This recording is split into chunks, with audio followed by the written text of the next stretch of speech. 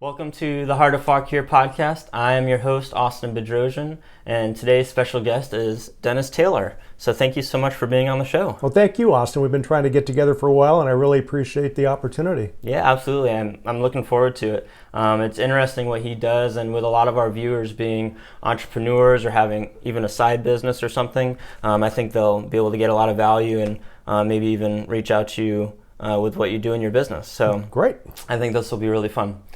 So first of all, if you could just tell me and everyone watching a little bit about yourself. So maybe hobbies and family, stuff like that about you. Okay. Gene and I got a pretty interesting story, actually. We got engaged and married in Long Beach, California. We had our wedding on a Saturday, enjoyed a great reception at her folks' house, literally said goodbye to everybody. Stayed the night in her dad's motorhome at the beach in a raging coastal storm. Oh my. And then got on the airplane and flew to Dulles Airport to relocate to Virginia the following morning on Sunday. Okay. So that was pretty crazy. They say the three things never to change in your life at the same time are your residence, your job, and your spousal relationship. And you did all three? In a weekend. Why not? Okay. So the reason for that was I was being transferred for a position, a company that I work for in California. We had a consolidation and an acquisition, and they offered to move everybody to Virginia, to the Fairfax office, and I was the only one to say yes. Oh, wow. So that was a 17-year run with a company called Intertech. I started out doing customer service and recruiting and ended up being the president and COO the last 7 years I was there. And that's where I got my frontline business education. Okay. So our customers were Lockheed Martin, General Electric, Honeywell, all the big hitters, IBM. And I worked with some of the best people on the planet. And I learned a lot of stuff from them. And I made a boatload of mistakes along the way. Yeah. And we went through another acquisition eventually, and the new owners and I did not see eye to eye. There was some ethical issues, so we decided to part company. Gene said, "What are you going to do now?" Yeah. And I said, "I got no idea. I really thought I'd retire from there." Oh, yeah. Yeah. So she said, "Just take a year off and sort it out." And it took me about a week before I started going bonkers and, boredom was setting in. Got to do something. Yeah. So I said, I want to take this collection of knowledge that I've got and all the mistakes that I've made along the way and help small business owners avoid the mistakes and capitalize on the knowledge, the education. Yeah. That's awesome. And that was 20 years ago on September 12th, 2022. So we just celebrated our 20th anniversary in business. Okay. Congrats. Thank you. Awesome. I don't make nearly as much money as I did in corporate, Sure. but I'm loving it. This is like the best job I ever had.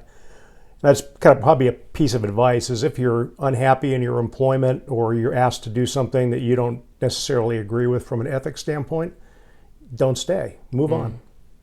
Yeah, some people can feel like they don't have options because they've Right. been somewhere, especially so long. If you've spent half a career there, you can't really think of anything outside that. You were kind of forced into it. Right. So, Yep. Yeah, that's really smart. Yep. So that's how I got here, and that's how I've kind of found my way in this consulting practice, and it's evolved over time. Our largest clients have been Comcast, the Catholic Diocese of Arlington, Fauquier County Government, Culpeper, City of Roanoke. But my passion really lies with the small independent business owners. Mm-hmm. We've really focused our effort here in Fauquier County for the most part. It's kind of where our roots are, and love to see small business doing well here. Yeah, that's awesome. And everything's under the umbrella of Paradigm Solutions, right? Right. We have a corporate entities called California Transplants because we are. And then there's two DBAs under that. One is Paradigm Solutions. The other one is Paradigm Staffing Solutions, which is a recruiting and staffing company. Okay. We formed that primarily to support our clients. Okay. We don't offer too much on the open market. But you're still doing that in relation to everything else. Okay. Well, the idea is, as our customers, we prepare them for growth. We help them form that foundation and those preliminaries that they need to grow successfully. And then they say, "Hey, didn't you used to do recruiting?" And I said, "Yes." And they say, "Well, can you help us find some good people to supplement our staff?" So it was kind of out of that client-based need that we started the staffing business. Yeah. And in the middle of a recession. I was going to say that was a while ago, and now we're seeing a lot of the need for that as well. So you've got some practice in and can help people now as well. Yeah, we were receiving on average about 200 resumes a week unsolicited during the recession. So we kind of stockpiled those in a database. So now that when a client needs somebody, we can reach back out to those folks to see if they're still available. Which is super smart, having that already of qualified people you wanted, and just timing maybe wasn't right for the company or for them, and that's right. Maybe it is now. Awesome. I like it. And I will say, a lot of those people are in Fauquier County, and a lot of them are making the commute out. You know, we leak about 65-70% of our people every day to surrounding counties. Nobody enjoys sitting on 66, even with the additions of the new express lanes. So it's we have people that are willing to take a 50% pay cut just to come back and work in the county. Yeah. And of course, when they shop here, they do the dry cleaning here, they have lunch out here instead of spending that money in our surrounding counties. Yeah. It's all good tax revenue for us. Yeah, absolutely. But you bring up 66. I've also heard, you're in business development, some personal development. I've heard people say, always be like 66, always be working on yourself. Right, that's right. It's always working on yourself. It's a great analogy. Yeah. So even though it's a pain for everyone that's writing, I guess it's an analogy for us. So. That's right. I think most of the small business owners we work with are exceptionally good at what they do. When it comes to the business stuff, that's where they need to work on themselves. And sometimes they have no one to turn to. They don't know. They can't talk to their spouse about the business because the spouse is either disinterested or just doesn't have any business experience either. Sure. So one piece of advice is when you start or as you grow, as your business matures, reach out and get some help. Get a great lawyer, get a great accountant, get a great business coach or consultant just to help guide you and keep you on the right track and keep you out of trouble. Yeah. And also you were saying, you don't know who to reach out with, even your spouse, they can't always help. So sometimes you can feel alone as the entrepreneur. So having a coach like you or a group of people that you can turn to is really important, or else you're going to get burnt out or you're just going to get stuck because you really don't know what to do next. That's right. So loneliness is not a good thing when you're a business owner because it creates a lot of what we call FUD, fear, uncertainty, and doubt. Mm-hmm. And you feel like you're the only one. You're isolated. Mm-hmm. Am I the only one on the planet with these issues? And you're not. Right. Everybody has problems, and the best thing you can do about them is surface them with somebody qualified to help you. Yeah. Flush them out, fix them. Yeah. Before they eat your lunch. Definitely. So if you're listening to this and you're a business owner, you're not alone. Right. You can always reach out to Dennis or me. There's different business communities here in Fauquier and around. So definitely reach out. You're not alone. Right. So there's things out there for you. So you've already mentioned a little bit that you've worked with some bigger clients and you prefer, the small business when you can help them. So who are the best people that you can help and that should be reaching out to you? Well, a lot of people ask me do I specialize in one particular industry? And the answer is absolutely not. We've served probably close to 400 clients in 20 years, and they've been everything from equine to bail bonds to financial services to lawn maintenance, and it's a variety. Businesses all operate the same way. It's really very simple to own a business, right? You're a small business owner. Right. Buy low, sell high, pay late, and collect early. Mm-hmm. That's simple. Anybody can do that. Well, once you start running your own business, you find out there's a lot more to it than that. And payroll, recruiting, compliance. And then sometimes you forget those things when you're in the middle of it too. You're right. So we don't do an awful lot with startups because most startups, unfortunately, are undercapitalized. And we don't want to create a financial situation in a small upstart business that's going to put them under. If they've got funding available, either through a loan or for saving up and launching their business on sound footing, happy to help. Most are in the $250,000 to $5 million range. That's kind of the sweet spot for us. Yeah. Yep. Got it. And just people that are feeling stuck, basically. Stuck or need. Or they see it's coming, maybe. Right. Hope that's what you prefer. Maybe that they prevent it. So. Yeah. A lot of times people just get that feeling. Yeah. I don't feel like I'm ready to go to the next level. Okay. I better get somebody from the outside with a fresh set of eyes and a extra set of hands to help me out. Yeah. And I can relate with that one with the next level, because I know in my business I've hit a few what you might call levels of growth and whatever, but looking at the next ones, there's more uncertainty and everything, and some things that are more uncomfortable or, new waters for me. And so, reaching out for advice is more and more important. So Right. And as you grow, as your income levels grow, you start facing more and more and very different challenges. yeah. Yeah. And there's more people relying on you. There's more pressure. So yeah, it's just all different. So It's not just you looking in the mirror in the morning saying it's up to me. It's, if I fail myself. Now I've got 25, 30 people under me. Yep. And they're all looking at me for guidance. Mm-hmm. Yep. That happened on when 9/11 took place. We had about 25 or 30 people in our office there in Centerville, and they're all looking at me. Dennis, what does this mean? What should I do? And I didn't know because I didn't have any experience in a catastrophe like that. And all I could tell them was go home and be with their families. Yeah. This company's not going to miss you because everybody else is closing down too. So it's, even when you're in a leadership position, sometimes you just got to follow your heart, not necessarily your head or worry about the bottom line, but do the right thing. Yeah. Take care of always. people. Yeah. Yeah.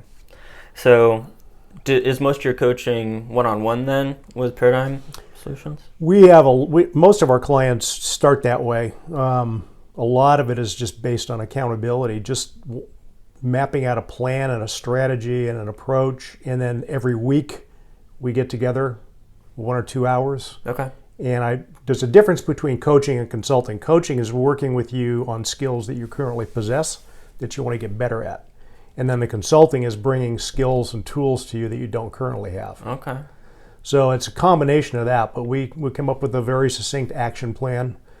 The owner or whoever I'm coaching gets to set their own target dates for getting those things completed, and then they have to report out to me every week on their progress. So Okay. It keeps them moving forward because they don't want to meet with me and meet this grumpy old guy who's gonna, you got to stay on track. Yeah. And it really works. It really keeps driving them forward. Okay. So that's one part. And then as a result, again, of a client who reached out and said, meet me at Wegmans, for lunch. And we met at Wegmans for lunch, and he started telling me about this group that he belonged to. It was a CEO roundtable that was very expensive. It was about $28,000 a year. And the meetings were far away. He was in Marshall, and he had to drive the green belt for these all-day group CEO roundtable sessions. And I said, Ken, why are you telling me this? And he said, well, I want you, because of your connections in the county, to start a group like that locally. Make it a half day instead of a full day, and get the price down to something more reasonable. He said, you'll have people lining up at the door. So a little over 7 years ago, that turned into the product that we now call Continuum. Awesome. Yeah, and I've had the privilege actually of, joining in on a couple of these, and I'll be in a lot more here soon. And I can see the benefit of having those small groups and peer-to-peer everything with someone guiding it, though, and it's just really neat what you guys have going on. So. Well, thank you. We appreciate your support and your interest in the program. Yeah, thank you. And I do know one person has mentioned a guest before, Brian Roeder up at Burl Oak Winery. He gave you a shout out when I talked to him and said how he went through a big chunk of the program and really benefited from it. And I know some others have as well that I've talked to. So yeah, we've seen some pretty tremendous results over the year. And as now it's kind of been made public, Brian was able to sell his company. Another one of our Continuum graduates, Joey Snyder at J.R. Snyder, has been able to sell his company. And it's just exciting for us to be a tiny part of that, kind of that build up to their eventual exit strategy of selling their companies. Yeah, absolutely. It's fantastic. Because it's not easy for a small business to sell, because there's a difference between the business that you're putting out fires and kind of running, everything depends on you, versus a business that's sellable, and to get to that point you need a lot of help and processes. Right. So and when a buyer looks at a business, they ask themselves, what is it I'm buying? And of course they usually buy for the profitability factor, or at least the potential for profit. But if they want to, it's like a car. You want to be able to sit in the thing, turn the key on, and drive away. So it's just self-contained. It's got well-documented business processes. It's got excellent employees who are understanding what's expected of them. And a business like that requires a whole lot less of the owner's attention. They don't have to be present all the time to make the thing successful. Right, absolutely. And what I think is neat is even if you're not wanting to sell, like I'm not planning on selling my business anytime soon, but it's so much more fun to own a business when it runs like that. And not just as a buyer, but as like a current owner, you want it to run like that so you can have fun and lead people and enjoy your business instead of, pulling your hair out and wondering what the heck's going on. And it can be craziness. So, and it turns people off to business ownership when they see that too. That's right, and that's why most small business owners stop owning businesses, because they get burned out, they get frustrated, and they're fighting fires all day long, and that is just simply not fun. No. It's supposed to be fun. It's supposed to bring a lot of joy to you and the people who work with you and your customers. But when you're in that kind of a situation, everybody detects the unhappiness, and it's kind of the beginning of the end. Yeah, that's true. It's unfortunate. Yeah, and it's, you can have that even with small businesses. You don't have to be this giant business to have it running like that. You can have a smaller business and still make it smooth and fun and enjoyable. So that's what I spend a lot of time working with our clients. Is I'm usually 2 or 3 to 5 years ahead of them as far as extracting their vision and projecting that and say, where are we going and how are we going to get there? How do we prepare this platform for that level of success? Yeah. And people sometimes ask me, why are we spending time writing job descriptions? Well, you're going to need them at some point down the road, and it's better to have them in place now than to try to draft them when you're getting ready to try to hire somebody. Right. That's very true. You got to plan ahead. You don't want to be doing it in the moment, otherwise you have those fires. That's what creates those fires. Exactly right. Yeah. So, and that's interesting. Us looking into a new year, 2023. And you talk about mapping and being years ahead of your client. You're trying to be ahead of them to help them plan and be successful. For business owners watching, we'll focus on them, but really anyone planning out their financial future or their career future, what kind of advice would you have for them to really capitalize on being successful and productive this coming year? Well, I think for a startup, the first thing to realize is it is unlikely that you're going to start your business, fling the doors open, and have a herd of people coming in your door. Mm-hmm. It just typically does not happen that way. And it's a big demand on cash. So you need to have cash reserves. You need to have an extremely well thought out plan with some contingencies in place. Another thing I've seen a lot of is folks sign a 5-year lease at a very high monthly payment, and you've got to sell a lot of widgets or donuts or cupcakes or whatever you're selling in order just to cover the rent. Yeah. So be very cautious about that. I've been running my business for 20 years in this house. I've been offered a plethora of office space, but I just don't need it. Yeah. Somebody has to pay for that office space, and in most cases it's your clients. So you got to charge them more, and you may have this palatial office that they don't care about, but they're paying for it. Yeah. So capital, make sure you're funded. If you have a business plan and you seek lending from a small business bank, that's a great way to start. The SBA has some good programs. If you're willing to wait, their delays are pretty significant sometimes to fund. But it's much better to have a cushion, savings stashed for at least a year that'll keep your operations running while you start to get the income from the business rolling in. Right. Get some help. Get some outside help. Go to your bank, go to your attorney, go to your CPA and get some advice. Yeah, definitely. And what about people that are in the grind already and just want to make it to that next level? How should we planning out this next year? I think it's just taking a fresh look and asking yourself what went well. What successes did we have? A lot of times we don't take the time to just sit down and enjoy the things that really did go well. That gives you that happiness and joy you talked about that people just don't have. And you've got to look at the hard spots too. What did I do this last year that didn't go as I had planned? Yeah. Make adjustments. Make a new plan. Don't overwhelm yourself with goals and objectives. A lot of times people come up with a list of 25 or 30 things they want to get done in the first quarter of 2023, and at the end of that quarter, you all you do is sit there and grind yourself into the ground because you didn't get it all done. It's too much. You've got to think about everything you've got in front of you, all the customers you have to serve, all the employees you have to take care of, and what can you fit in to keep your business moving forward. Yeah. 3 to 5 key things. Focus on those each quarter. Yeah. Keep a report card. Okay. Yeah. We use a really powerful document called the VTO, Vision Traction Organizer, which is part of the Traction book. If you haven't read Traction, that's one of the go-to, along with the E-Myth. Every small business owner should read those things. These are great stories. They contain a great number of tools. And like I said earlier, if you want to come and visit Continuum, we tend to bring those books to life. And it really helps kind of support and help you implement those key concepts. Yeah, that's great. And also, you mentioned looking back, and that can be so difficult to kind of give yourself a pat on the shoulder and be like, hey, you did some things right, let's celebrate them. So often you want to see the stuff that wasn't so great and you beat yourself up about it because that's what you're seeing every day. But you got to see the progress and celebrate it, and then take bite-sized pieces as you're moving forward. So I talked about this action plan that I put together for our clients. It's an action and accountability plan. And as they accomplish these things that we've set out, I start a second list below that that's called completed action items. Mm-hmm. And we each month go back and look at those just to remind them of all the things that they really did get done. Yeah. You forget about them. You check them off the list, that feels good, but then you can't forget about them because you're moving forward, you're getting things done. Mm-hmm.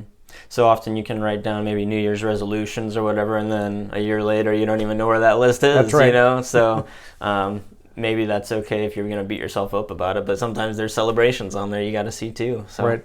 And maybe you had too big of a list, like you said, as well. So yep. If it's a couple, then you can actually remember them as you're going to keep that goal. Right. So that makes a lot of sense to me.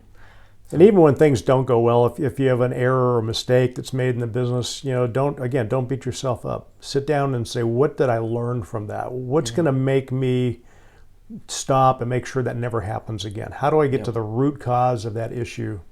Truly find out what happened and then make sure it doesn't happen again. It's okay to make mistakes. Just don't make the same ones over and over. Yeah. That goes back to that firefighting we talked about. And I've heard you talk about it, and I think some other people asking the why question. How many times do you ask it to really figure out the root? How does that process go? It's part of, I don't want to throw buzzwords around, but the whole Lean Six Sigma, Lean meaning efficiency, and Six Sigma is a technique that's used to error-proof business process. But I could talk for hours about this.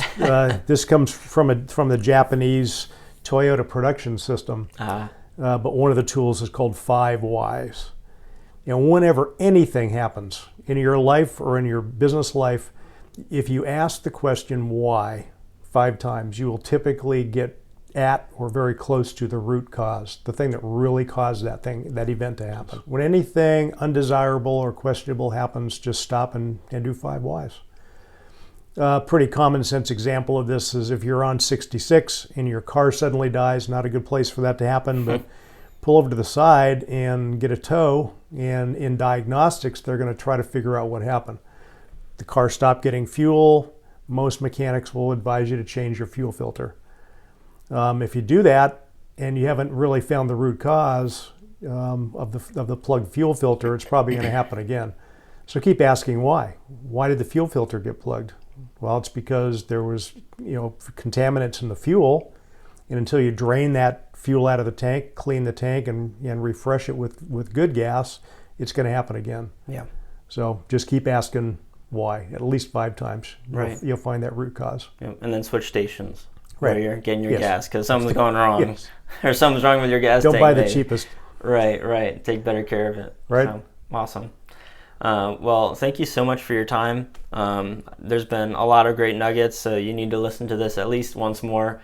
Hopefully you were taking some notes because there's really good stuff, smaller goals. You're not alone. I mean, just hearing that is huge. So go through, take some notes, and if you are struggling or in a rut or you see the next level is you need some help getting there, Dennis is the guy to reach out to, and between him and his knowledge and then, the peer groups that he has with Continuum and everything, there's just a lot available that can benefit you and your whole team that you're working with. So right. And I'm happy to meet with business owners. We don't charge for the initial consult, Yeah. so just don't be afraid to reach out. I'm pretty approachable, pretty laid back guy.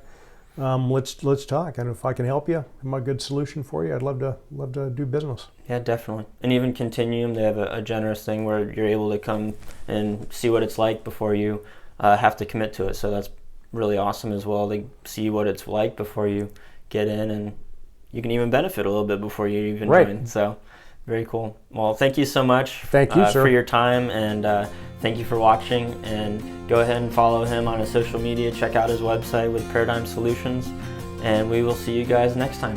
Happy holidays. Thank you for joining us for today's episode of The Heart of Fauquier. If you loved joining us today, give this podcast a great review and subscribe to keep up with new episodes. If you have an office in Fauquier that needs a cleaning service, reach out to Bedrosian Cleaning Services and see how they can serve you. Until next time, thanks for listening.